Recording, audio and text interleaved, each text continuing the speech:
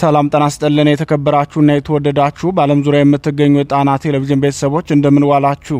አክብሮታዊ ሰላምታችን በያላችሁበት ሁሉ ይድረሳችሁ እያልን የሐምሌ 17 ቀን 2018 ዓ.ም የምሽቱን የጣና ቴሌቪዥን ዜናችን ርዕሶቹን አስቀድመን እናስደምጣችኋለን። በቅድሚያ በጎንደር በወለጋና በሸዋ ጠቅላይ ግዛቶች የተካሄዱ ውጊያዎች፣ በወለጋ ፋኖ የተቆጣጠረውን ከተማ እርምጃ የተወሰደበትን አዛዥ በተመለከተ የአማራ ፋኖ ብሔራዊ ንቅናቄ እዞች ለጣና ቴሌቪዥን ያደረሱትን መረጃዎች የሚያስቃኘውን ዘገባ እናቀርባለን። በመቀጠል የብልጽግናው ሰራዊት አዲስ የውጊያ ዕቅድ ማውጣቱን፣ በዕቅድ ውስጥ ዩኒቨርሲቲዎች መካተታቸውን የሚገልጹ ሪፖርቶችን፣ በጉዳዩ ዙሪያ የተገኙ መረጃዎችን ታደምጣላችሁ። በሌላ ዜና ህወሓት በቆቦ አቅጣጫ የታጣቂ ቡድኑን ማስጠጋቱን የሚገልጸውን መረጃ እና በአካባቢው ያለውን ውጥረት የሚዳስሰውን ዘገባ ይዘናል።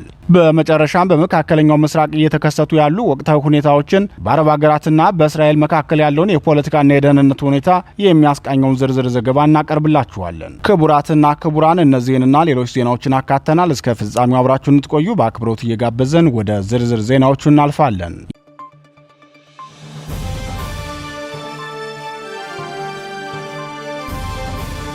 የፋኖ ታላቅ ተጋድሎ በጎንደር ወለጋና ሸዋ። የአማራ ፋኖ ብሔራዊ ንቅናቄ በሶስት ጠቅላይ ግዛቶች ብርቱ ተጋድሎ በማድረግ ታላቅ ወታደራዊ ጀብድ መፈጸሙን አስታወቀም። በጎንደር ደንቢያ፣ በወለጋና በሸዋ ጠቅላይ ግዛት መዘዞ የተደረጉ ተጋድሎችና የተገኙ ድሎችን አስመልክቶ ለጣና ቴሌቪዥን የደረሱትን መረጃዎች በተከታታይ እናቀርብላችኋለን።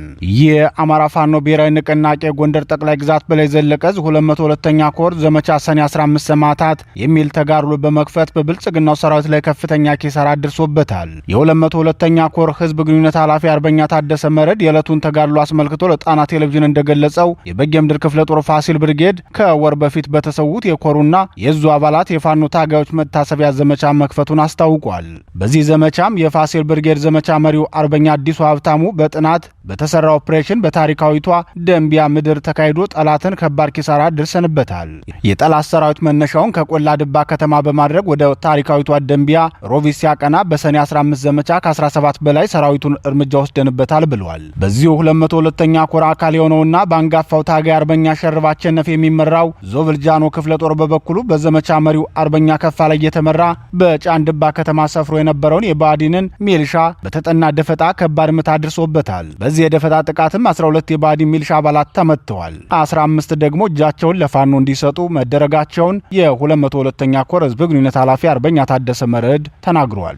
በአጠቃላይ በዛሬው ዕለት ሁለቱ ክፍለ ጦሮች 44 የብልጽግናውን ጥምር ጦር ከጥቅም ውጭና ከዘመቻ ስምሪት ውጭ አድርገውታል። በሌላ የፋኖ ተጋድሎ ውሎ መረጃ ስናመራ ደግሞ በወለጋ ጠቅላይ ግዛት የተካሄደውን የአንሻ ሰይድ ዕዝን በድል የታጀበ ተጋድሎ እናገኛለን። ግፍ የወለደን ግፈኞችን የምንቀጣ የአንሻ ሰይድ ወንድሞች ነን በሚለው መሪ ቃላቸው የሚታወቁት የወለጋ ጠቅላይ ግዛት አንሻ ሰይድ ዕዝ ሰራዊት አባላት በቀጠናው እየተካሄደ ባለው አራተኛ ቀኑን በያዘው ትንቅንቅ የዙ አራቱም ክፍለ ጦሮች ብርቱ ተጋድሎ ማድረጋቸውን የህዝብ ግንኙነት መምሪያው አስታውቋል። የአንሻ ሰይድ ዕዝ ህዝብ ግንኙነት መምሪያ ኃላፊ አርበኛ ዳዊት አማረ የዕለቱን ተጋድሎ አስመልክቶ ለጣና ቴሌቪዥን እንደገለጸው አራተኛ ቀኑን የያዘው ተጋድሎ በምስራቅ ወለጋ ዞን ስቡ ስሬ ወረዳና ጉቶ ጊዳ ወረዳ ነው ሲካሄድ ይዋለው ብለዋል። ውጊያው አድማሱ በማስፋትና የፋኖን አቅም ከፍታ በማሳየት በምስራቅ ወለጋ ዞን ጊዳ አያና ወረዳ በመንደር 4ና በመንደር 3 እንዲሁም በሁሩጉሩ ወለጋ ዞን አቤ ደንጎሮ ወረዳ ቱልጋና ከተማን በመቆጣጠር አንጸባራቂ ድል ተቀዳጅተናል ሲል ተናግሯል። ዛሬ ከጧቱ 1 ሰዓት የጀመረው ውጊያ አበጀ ጥበቡ ነበልባል ክፍለ ጦር በመንደር 4 በመግባት ጠላትን ሙትና ቆስለኛ በማድረግ ከአካባቢው ጠራርጎ ሲያስወጣው፣ በተጨማሪም አንገርጉትን ክፍለ ጦር መንደር 3 ቀበሌ ላይ በመግባት አንድ የጠላት ፓትሮል ኃይል ከነተሽከርካሪው በመምታት እርምጃ ወስዶበታል። በሁለቱም ቀበሌዎች የሁለቱ ክፍለ ጦሮች ጥምረት ከከተሞች በማስወጣት እግር በእግር እየተከታተሉ ሙትና ቆስለኛውን በመጣል አንገርጉትን ከተማ ማዘጋጃ እንዲገባ አድርገውታል። በሌላኛው በሁሩጉሩ ወለጋ ዞን አቤ ደንጎሮ ወረዳ ቱልጋና ከተማን ታፈራ አለሙ ሳተናው ክፍለ ጦር በልዩ ኦፕሬሽን መቆጣጠር ችሏል። በዚህ ከባድ ውጊያም 31 ክላሽንኮቭ የነፍስ ወከፍ መሳሪያ በምርኮ የተገኙ ሲሆን አንድ የደህንነት አመራርን ጨምሮ 4 የኦህዴድ ብልጽግና ልዩ ኃይልም በቁጥጥር ስር ውለዋል ሲል የዕለቱን ተጋድሎ በዝርዝር ገልጿል። ይህ በእንዲህ እንዳለ የአማራ ፋኖ ብሔራዊ ንቅናቄ ሸዋ ጠቅላይ ግዛት አሳምነው ዕዝ መሐመድ ቢሆነ ኮር በመዘዞ ከተማ ታላቅ ጀብዱ መስራቱን የዙ ህዝብ ግንኙነት መምሪያ ተናግሯል። የህዝብ ግንኙነት መምሪያው ወደ መዘዞ ከ4 አቅጣጫ ለዘረፋ የተንቀሳቀሰ የጠላት ኃይል ክፉኛ ተመቷል ሲል በገለጸው የዕለቱ ተጋድሎ የ7 ለ70ና ወንዱ አስቻለው ደሴ ክፍለ ጦሮች ያካሄዱትን ታላቅ ተጋድሎ በዝርዝር ተናግረዋል። በተጋድሎም ሁለቱ ክፍለ ጦሮች በቅንጅት በመዘዞ ዙሪያ በባሽና በሞፈር ውሃ አካባቢዎች ከፍተኛ ትንቅንቅ አካሂደው የብልጽግናውን ሰራዊት የ112ኛና የ104ኛ አየር ወለድ ክፍለ ጦር አባላት ከባድ ኪሳራ አድርሰውበታል። ውጊያው የተጀመረው የብልጽግናው ሰራዊት መነሻውን ከመንዝ አውራጃ ሞላሌ፣ ወገሬ፣ መሃል ሜዳና ዘመሮ በማድረግ ወደ ፋኖ ቀጠና መንቀሳቀሱን ተከትሎ ወንዱ አስቻለው ደሴ ክፍለ ጦር ከረፋዱ 4 ሰዓት ላይ በከፈተው ውጊያ ነው የመሐመድ ቢሆነኝ ኮር ወንዱ አስቻለው ደሴ ክፍለ ጦር ከረፋዱ 4 ሰዓት ጀምሮ ከባሽ ከተማ ዙሪያ ከፍተኛ ትንቅንቅ በማድረግ ከቆባስጥል እስከ መዘዞ ከተማ ድረስ ሁለቱም ክፍለ ጦሮች በቅንጅት ገጥመው ከፍተኛ ዋጋ አስከፍለውታል። ከጣርማ በርና ከሰላ ድንጋይ በሞፈር ውሃ ጅረት ወደ መዘዞ የተንቀሳቀሰውን የብልጽግናውን ሰራዊት ደግሞ የ7 ለ70 ክፍለ ጦርና ወንዱ አስቻለው ደሴ ክፍለ ጦር በቅንጅት ባደረጉት ተጋድሎ የብልጽግናው ሰራዊት መስመራዊ መኮንኖችን ጨምሮ በርካታ አባላቱ ሙትና ቆስለኛ ተደርገዋል ብሏል።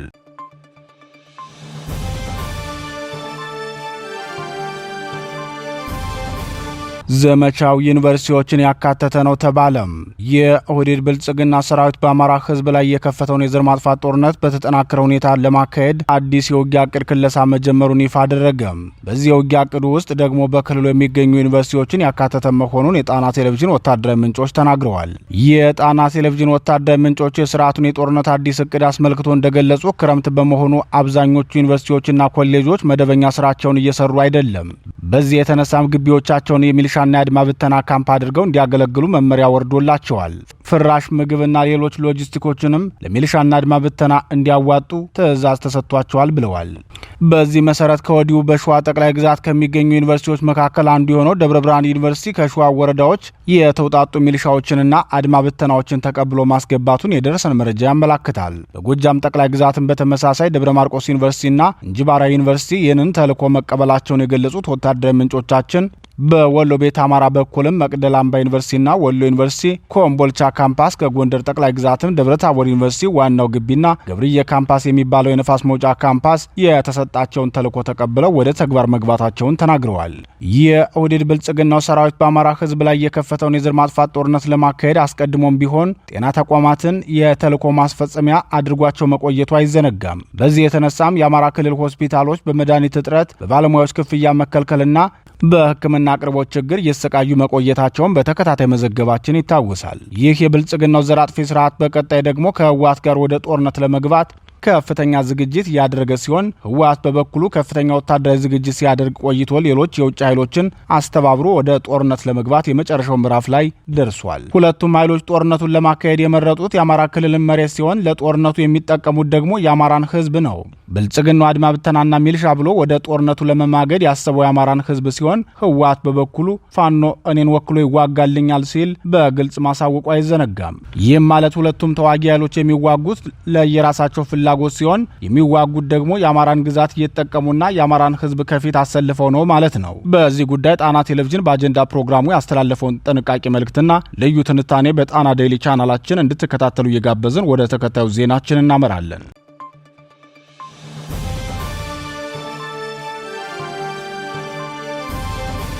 ህወሓት ጦሩን አስጠጋም። ከ1967 ዓ.ም ጀምሮ ያለፉትን 51 ዓመታት አብዛኞቹን ጊዜያት በደም አፋሳሽ ጦርነት ያሳለፈው ህወሓት በታሪኩ አምስተኛ የተባለውን ጦርነት ለማካሄድ የመጨረሻ ምዕራፍ ላይ ይገኛል። ተስፋ ቆርጠናል ሲል በዓለም አቀፉ ማህበረሰብ መበሳጨቱን ያልደበቀውና ጦርነቱን ብቻ መፍትሄ ነው ብሎ የወሰደው ቡድኑ የአማራ ክልልን ለመውረር ያዘጋጀውን ታጣቂ ኃይሉን ወደ ቆቦ ማስጠጋቱ ተሰምቷል። ቡድኑ ከ3 ዓመታት በፊት በብልጽግናው ሊቀመንበር ትእዛዝ ሰጭነትና በኮሎኔል አህመድ ኤሚ ትእዛዝ አስፈጻሚነት የተነሳ ራያ አላማጣን መውረሩ ይታወሳል። ከዚያን ጊዜ ጀምሮም በአማራ ክልል ራያ አላማጣና አካባቢው የራሱን የታጣቂ ኃይል ሲያሰለጥን ሲመለመልና ይህን እቅዱን የተቃወሙትን ሁሉ እያፈነ ወደ ትግራይ ክልል ሲያጓጉዝ መክረሙም አይዘነጋም። ከቅርብ ጊዜያት ወዲህ ደግሞ ይህ ቡድን ወደ ራያ ቆቦና ዋጃ እየተጠጋ መሆኑንና ይህን እንቅስቃሴውንም ማንም ሊያስቆመው እንዳልሞከረ ምንጮቻችን አረጋግጠዋል። እንደ ብሔር አንጠፋም በሚል መሪ ቃል በመላው ትግራይ ክልል ህዝባዊ ስብሰባ ሲያካሄድ የቆየው የደብረ ጽዮንና የፈትለ ወርቅ ቡድን የተለያዩ አስተያየቶችን ግን ደግሞ አንድ መዳረሻ ግብ ያለው ሐሳቦችን ሲሰጡ ተሰምተዋል። የታጣቂ ቡድኑ መሪው ጄኔራል ዮሐንስ ወልደ ጊዮርጊስ 4 ኪሎ መግባት ሳይኖርብን ጠላቶቻችንን እንበትናቸዋለን ብለው ሲናገሩ ወይዘሮ ፈትለወርቅ በበኩላቸው አዲስ አበባ ለመግባት መንገድ የሚጠርጉልን የፋኖና የኦነግ ኃይሎችን አዘጋጅተናል ሲሉ ተሰምተዋል። ደብረጽዮን በበኩላቸው የውጭ ኃይሎች ያግዙናል በማለትም ተናግረዋል። የሶስቱም የቡድኑ መሪዎች ንግግሮች ዋና መልእክት መዳረሻው ግን አንድና ያው ነው። እሱም የአማራ ርስቶችን መውረርና የትግራይን ሀገርነት መመስረት የሚል ሆኖ እናገኘዋለን። ይህን አቋማቸውንና ፍላጎታቸውን ደግሞ ሊደብቁት አልቻሉም። በዚህ መልኩ ሲዘጋጅና በወጣቶችም ሆነ በክልሉ ሕዝብ ላይ የፖለቲካ ስራ ሲሰራ የሰነበተው ህወሓት ከፍተኛ ቁጥር ያለውን ሰራዊቱን ከራያ አላማጣ ወደ ራያ ቆቦ እየገፋ መሆኑ ታውቋል። የዚህ እቅድ ማስጀመሪያ የሆነው ደግሞ በዛሬው ዕለት ወደ ራያ ቆቦና ዋጃ ቀጠና የተንቀሳቀሰው ታጣቂ ቡድኑ ነው። ህወሓት የጦርነቱ ግብና ዓላማ ምን እንደሆነ በግልጽ እየተናገረና እያስቀመጠ የሚያደርገውን ጦርነት ፋኖ ይደግፈኛል ብሎ መናገሩ አሁንም ድረስ ከፋኖ መሪዎች ማስተባበያም ሆነ ያውንታ ምላሽ አልተሰጠውም። በዛሬው ዕለት ታጣቂ ቡድኑን ካለማጣ ከተማ አስነስቶ ወደ ዋጃና ቆቦ ቀጠና ሲያንቀሳቀስም ሆነ ለዓመታት ባለማጣ ከተማና ዙሪያው ሲቀመጥ በቀጠናው ከሚንቀሳቀሰው ፋኖ የተከፈተበት ጥቃትም ሆነ ድርጊቱን የሚቃወም መግለጫ አልተሰጠበትም። ምናልባት ህወሓት በዚህ መጠን እርግጠኛ ሆኖ ፋኖ አዲስ አበባ አዝሎ ያደርሰኛል ብሎ የገለጸው ከተወሰኑ የፋኖ መሪዎች ጋር ያደረገውን ስምምነት ተከትሎ ሊሆን እንደሚችል ተንታኞች ይናገራሉ። ሆኖም የመላው ሰራዊቱና አብዛኛው የድርጅቱ አመራሮች ይህን የህወሓት ፍላጎትና እቅድ መቀበል እንደማይፈልጉ በተደጋጋሚ ለጣና ቴሌቪዥን ሲናገሩ ቆይተዋል። የህወሓትን እንቅስቃሴ አስመልክቶ አስተያየታቸው ለጣና ቴሌቪዥን የገለጹ ወታደራዊ ተንታኞች የመንግስት እቅድ ህወሓትን ስቦ ወደ አማራ ክልል ማስገባት ነው። የህወሓት ፍላጎቱም ጦርነቱን ከትግራይ ክልል ርቆ እንዲካሄድለት ነው። ይህ የሚያሳየው የሁለቱ ኃይሎች የጦርነት ፍላጎት ብቻ ሳይሆን ሁለቱም ኃይሎች ውጊያውን በአማራ ህዝብ መሬት ላይ እንደሚያደርጉት ነው ብለዋል።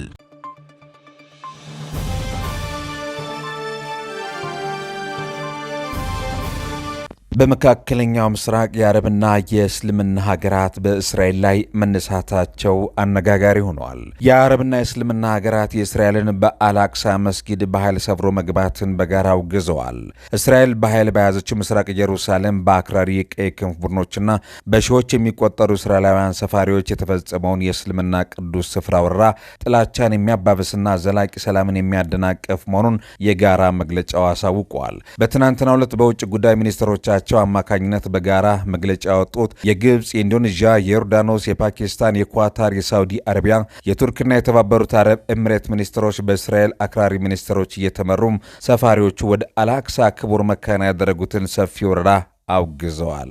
መግለጫው አክለውም እነዚህ ርካሽ ድርጊቶች ጥላቻና አክራሪነትን የሚያባብሱም እንዲሁም በሁለቱ ሀገራት መፍትሄ ላይ የተመሰረተ ፍትሐዊና ዘላቂ ሰላምን ለማምጣት የሚደረጉ ጥረቶችን የሚያደናቅፉ ናቸው ብሏል። አሁን የተፈጠረው መባባስ በኢየሩሳሌም የሚገኝ ቅዱስ ስፍራዎችን ታሪካዊና ሕጋዊ ነባራዊ ሁኔታ ለመቀየር የሚደረግ ገወጥ ሙከራ ሲልም ጠርቶታል። እስራኤል በያዘችው ኢየሩሳሌም ሆነ በእስልምናና በክርስትና ቅዱስ ስፍራዎቹ ላይ ምንም አይነት ሉዓላዊነት የላትም ሲል መግለጫው አመላክቷል። የአይሁድን የቲሻ ቢአብ በዓል ለማክበር ሲሉ ከ4200 በላይ የሚሆኑ እስራኤላውያን ሰፋሪዎችና አክራሪ የቀይ ክንፍ ቡድን አባላት ሐሙስ ዕለት ወደ አልአቅሳ መስጊድ ቅጥር ግቢ በኃይል ገብተዋል።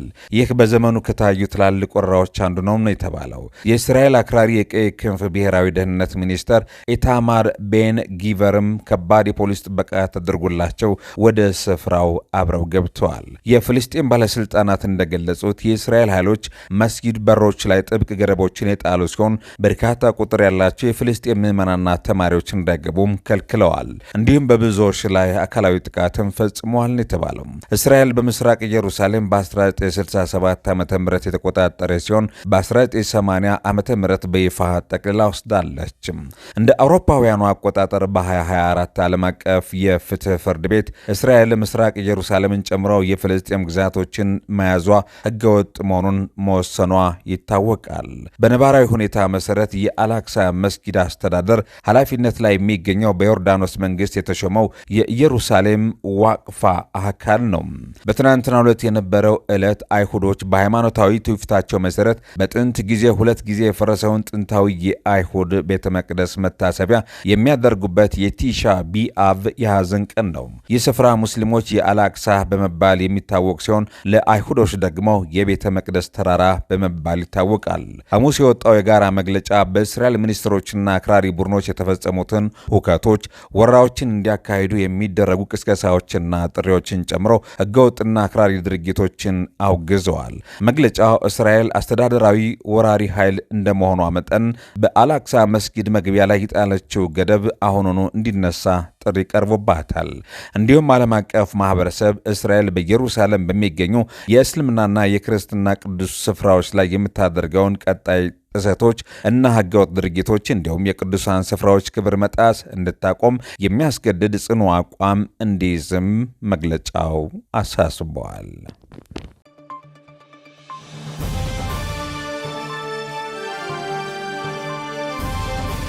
የተወደዳችሁና የተከበራችሁ የጣና ቴሌቪዥን አድማጭ ተመልካቾቻችን የምሽቱ ጣና ዜናችን የተከታተላችሁትን ይመስል ነበር። ምርጫችሁ ስለምታደርጉን ከልብ እናመሰግናለን። ጤና ይስጥልን።